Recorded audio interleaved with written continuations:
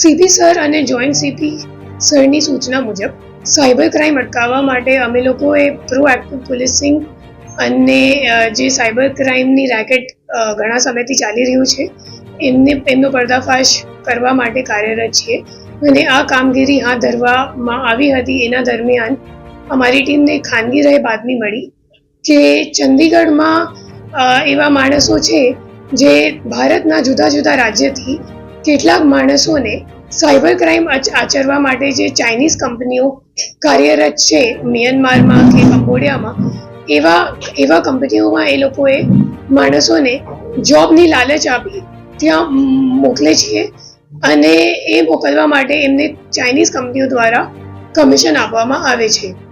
આ બાતમીના આધારે અમારી ટીમે ટેકનિકલ વર્કઆઉટ કરી અને પીઆઈ અનમોલ સલિયા અને પીઆઈ એસબી પઢેરિયાના નેતૃત્વમાં એક ટીમ ત્યાં મોકલવામાં આવી હતી.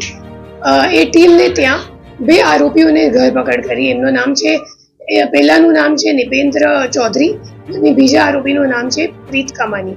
એ બંને આરોપીઓને ઝડપી પાડવામાં આવ્યું હતું અને સુરત લાવીને અમે લોકો ઇન્ટેરોગેશન કરી. એમના પાસેથી 2 મોબાઈલ ફોન અને 1 લેપટોપ કબજે લેવામાં આવ્યો છે.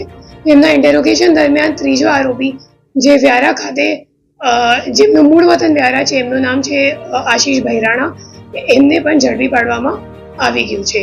એ ગ્લોબલ ઇન્ટરનેશનલ સાયબર સ્લેવરીનું રેકેટ છે જેમાં ઘણા બધા એજન્ટો સંડોવાયેલ છે.